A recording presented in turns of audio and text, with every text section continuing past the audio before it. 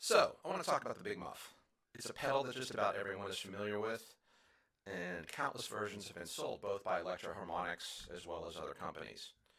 Uh, Way Huge, Swollen Pickle, Differential Audio Manifestations, Dope Priest, etc. You know what they are.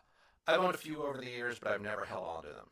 In my opinion, the stock models work best with brighter and weaker pickups and a brighter amp than I personally prefer for my bass tone. Your mileage may vary. Yeah, everybody, this is just my opinion. Everybody has preference.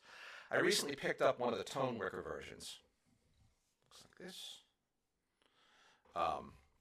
I wanted a Big Muff type sound for recording, and I figured that the additional tone switches might get me somewhere between my normal sound and a muff type sound, but I ended up not using it on the recording. Even with the brighter sound available using those switches, I still felt like the pedal let too much low end in, and the overall sound was too choked for me, for lack of a better term.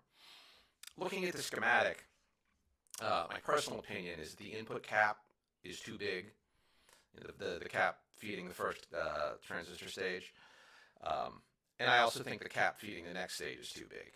I replaced C1 and C5 with 47 nanofarad caps. I think the ones in this one were 1 microfarad originally, but I can't remember. Electro Harmonix has used various value caps in there, sometimes as big as I think 10 microfarads, which is really big.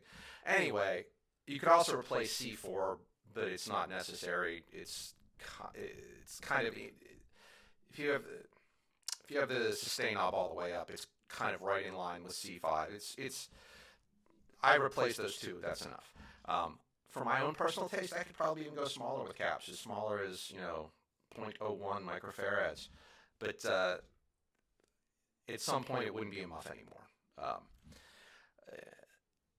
Also, I'm not the biggest fan of clipping diodes, but they have their place in some circuits, and they're definitely a part of the Big Muff that probably people. It would not be a Big Muff if you got rid of them altogether, but I cut the first set out.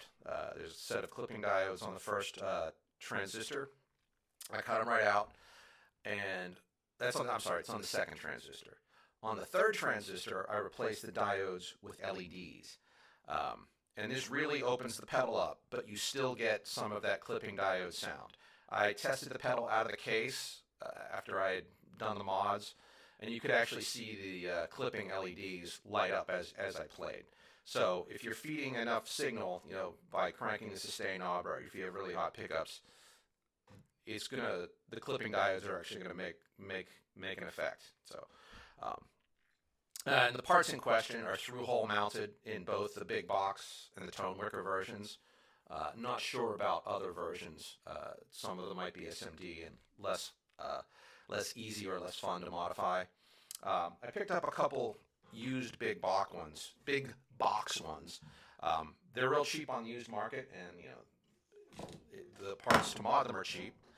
And so I've got one here marked stock, and I've got one marked mod, and I'm going to play some clips through each one. I'm not going to go through every possible combination of sounds, but the difference between them is pretty clear. And I also think the modded one sounds enough like a Big Muff that you would still call it one, but with way more flexibility. If you need more mud, turn the tone control down. I'm going to be playing through a Quilter Interblock. It's a little 45 watt solid state amp and a 1x12 cabinet that has an 80 watt Celestion in it. You'll see the guitar in the clips. Okay, thanks.